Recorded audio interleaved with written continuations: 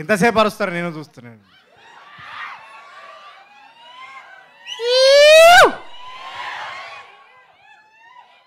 ఈ మనిషి ఉన్నాడు కదా, Narayana junior college, Narayanaguda branch. మేమిద్దరము ఒక్కరోజు క్లాస్లో కనబడలే, ప్రతిరోజు గేట్ బయటనే. వాస్తవానికి మేమిద్దరం క్లాస్మేట్స్. 14 ఏళ్ళ దోస్తానా. ఫస్ట్ హుషార్లో టార్చర్ పెట్టిండు. హుషార్లో సరిపోదని ఈ సినిమా నాకు డౌట్ వచ్చింది. ఈ సినిమా చేసేటప్పుడు నేను హుషార్దే ఎక్స్టెన్షన్ సినిమా షూటింగ్ చేస్తున్నానా, ఈ సినిమా షూటింగ్ చేస్తున్నానా అని. కానీ చేయించిండు మొత్తానికి. సో ఆగా విన డైలాగ్ సినిమా మొత్తం డైలాగ్లే ఉన్నాయి. చూద్దురా 22 తారీఖు నాడు చూడు. వెళ్ళిపో మరి పో. ఈ మనిషి అప్పులో ఎంబడబడతారు కదా, పైసలి అని. అట్లా నన్ను ఎంబడబడి సినిమా చెప్తే దీంట్లో లాజిక్ ఏముందిరా అన్న. ఫస్ట్ నేను నువ్వు ఉన్నావు కదా చాలు సరిపోతుంది అన్నాడు.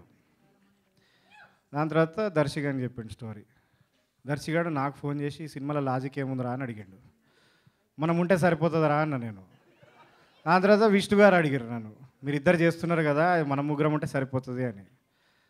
సరిపోలే. వీడు 1.5 టార్చర్ పెట్టిండు మమ్మల్ని. ఈ స్పేస్ సూట్లో చూస్తున్నారా, దీనికి పోలేము, తినలేము, వంగలేము, కూర్చోలేము, నిలబడలేము. ఏడాది. కానీ మేము 1.5 కష్టపడిన ఫలితము మీరు చూడాలంటే మార్చు గట్టి చెప్పా. ఫుడ్ పెట్టండి వీళ్ళకి ఎవరన్నా. 1 2 3 అంట, గట్టిగా చెప్పండి ఒకసారి. 1 2 3. చూస్తారు కదా, చూస్తారా లేదా? చూడాలి ఖచ్చితంగా. ఎందుకంటే ఆయన ఓము, ఈయన భీము. కానీ ఈ బుస్సుని మాత్రం ఖచ్చితంగా చూస్తారు మీరు. Okay, thank you very much. Media మిత్రులందరూ కూడా చూసి మమ్మల్ని అభినందించేందుకు థ్యాంక్ యూ వెరీ మచ్. గీత గారు, నేను ఇంక ఇచ్చేస్తాను మైక్, నాకు మాటికి ఇవ్వకండి. నా ప్యాంటు జారిపోతుంది లోపల. ఏంటిది? ఇవ్వండి డైలాగ్. నా డైలాగా? పైసలు చెప్తా నేను డైలాగ్.